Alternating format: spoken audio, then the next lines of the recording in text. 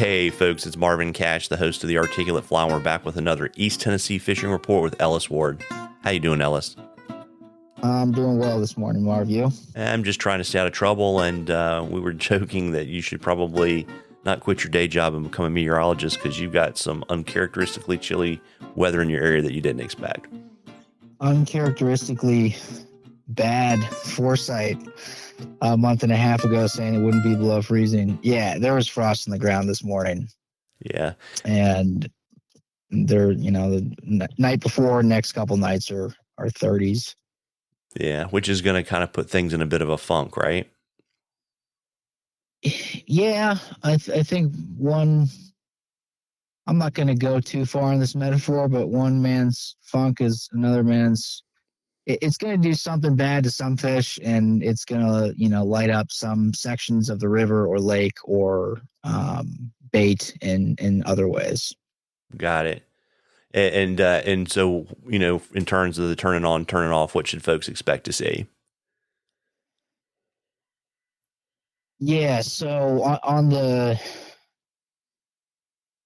trout streams, and this is the time of year where my days and my brain and attention span are even more scattered than they are normally. But I do kind of break things down between the trout streams and other. So the aquatic insect, we're looking at the tail end of the caddis hatch. I think a lot of folks would qualify it as over maybe a week ago, but that's just not the case. It can be tough, but you got to understand that these fish are not eating the duns. They'll occasionally eat an elk hair caddis, but it's because you have a nice little leggy cylindrical profile that looks like a pupa hanging down into the water with your deer hair floating it. So I would encourage everyone who's able to fish this area in the next couple of days to start early, go out late, and get creative with how you're approaching your drifts, I'll call them, or your presentations. So the caddis eat it's violent, and they're eating a moving bug. It's something that is swimming almost at the speed of the current, trying to get up and out of the water. So if you're able to move whatever it is you have, I've got them on pheasant tails. I have a little caddis pupa that does well for me. If you're seeing them eat like that, and you can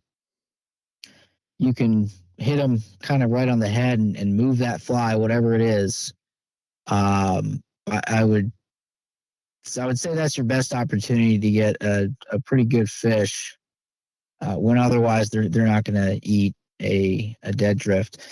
The sulfurs are starting to go, and PMDs, whatever you want to call them, the 16 to 18 yellow bugs. And as this is happening, there's just a fuzz of tiny bugs, the too small to tie, too small to fish type bugs. But that's just to point to the fact that there's so much food in the system right now that even when we get shocked for a few days, the lake above us is pretty insulated, and it was hot. It was 80s and high sun, and we haven't had any releases for a couple weeks.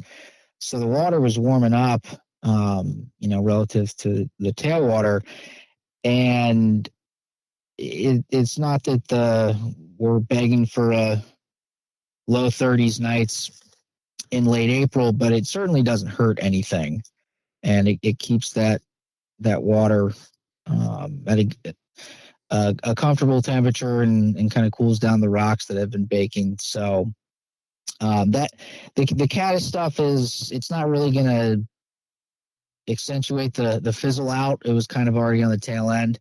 And then the days are pretty warm. They're upper 60s, low 70s with full sun. So those sulfurs are going to get going midday to into the evening. And non-trout streams. Couple cold snaps in lakes that are warming up to the point where striper are moving.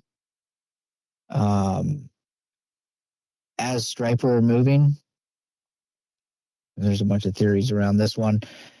The bait's moving too. The little shad, they don't like that lake warming up any more than the stripers do. And so we'll see them up I'll see them pretty far up into the Watauga. Lower South Holston is, there's a couple zones where you might see them, but both ends, that bait's starting to get towards the mouths of the tailwaters. And when that happens and they get hit with a 30-degree night, a lot of them are going to get shocked. So if you're able to get out early the next few days and poke around at some of those river mouths, you may see some dying shad getting eaten, but that goes for the entire area. All the reservoirs that have a giant population of shad and striper, they'll get shocked and sucked into generators and pushed through dams. So that's all of the TVA system. So there's a lot happening right now. A lot's been happening in the last couple of weeks, and cold snap can do some fun things. Yeah, and that sort of answered Logan's question, which was the water to target for the big white bass as they're moving up. Is there, I guess, anything you can add to what you just said? We kind of understand that the bait's moving up out of the lakes, so that's where the fish are going to be. But any kind of targeting suggestions to maybe target some of the bigger stripers, or you just have to get out there and fish them? Yeah, I would say you need to go fish. There's publicly available information on certain areas where you're more likely to find them. But the mouths of rivers into the reservoirs and then below dams of reservoirs or pieces of water that are known to hold stripers, those are the best options. And then, of course, if you can get out early or late and look for bait getting blown apart on the surface, put your fly there. Yeah, I got it. And, we're doing a 2 for today. So we've got a really interesting, you and I were talking before we started recording, a really interesting fishing from a drift boat question from Bruce. And kind of to unpack his question, it's really about Bruce doesn't fish out of a drift boat a lot and is having, I think, sounds like issues with accuracy and distance and basically, I guess, pace in terms of, hitting the spots fast enough before he floats past them. And so there's a lot of stuff there to talk about. You can kick it off and I can chime in. Sure. So I start off every trip mostly with new anglers, with, folks I fished with once or twice. I'll give them some reminders, and regulars we're kind of going at speed. But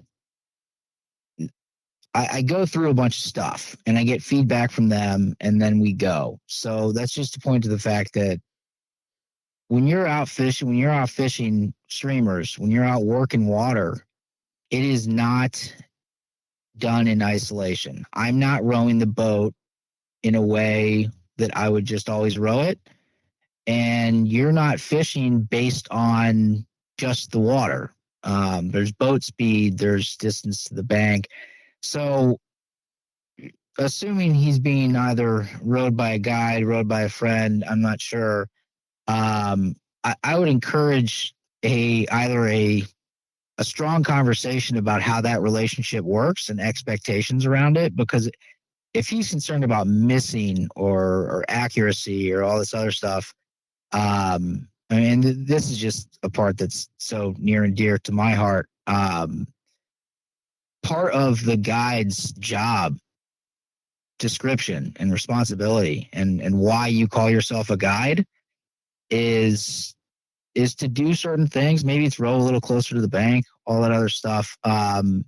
They can start to get someone closer to confidence, and then you start getting accuracy, and then you start getting line speed and distance and all that. So the first thing I would say is have a conversation with whoever's rowing your boat about expectations, and if you're missing shots, recognize that the next shot's going to be pretty good too. As far as accuracy, again, there's so much here that I don't know, but if it's 50, 60 foot casts, maybe it's getting things down closer to 20 or 30 and skipping over water, rowing through water that might require bigger casts. But the big thing here is not being so hard on yourself for missing shots or not having the accuracy down, because it's a team sport out there. Yeah, and I mean it's an interesting. I mean, so what I would say is, particularly if you're fishing with someone new, on the guide front, and this applies. You said streamer, but it's really true for indicator, dry fly, whatever you're doing. One thing that helps is, and this happens more, I think, probably on salt than freshwater, but guides will say, show me 40 feet, right? And then they know what you think 40 feet is, right? And then they adjust throughout the day because they know that's what you think 40 feet means, right? So you might say, give it a little bit more or take it a little bit back. And then I would say, fishing in a river, as opposed to on salt, the clock face is not as important. But, to your point, there's usually a fair amount of communication, right? Because you're fishing and you're watching your drift, and usually whoever's on the sticks is going to say, okay, you've got X, downstream in 10 feet, and I want you to be able to, hit that spot next, right? Yeah, and hit it at Y, 5 feet upstream, and yeah, and let's go over that right now. But Marv, your example right there was perfect, and something that Bruce could probably take to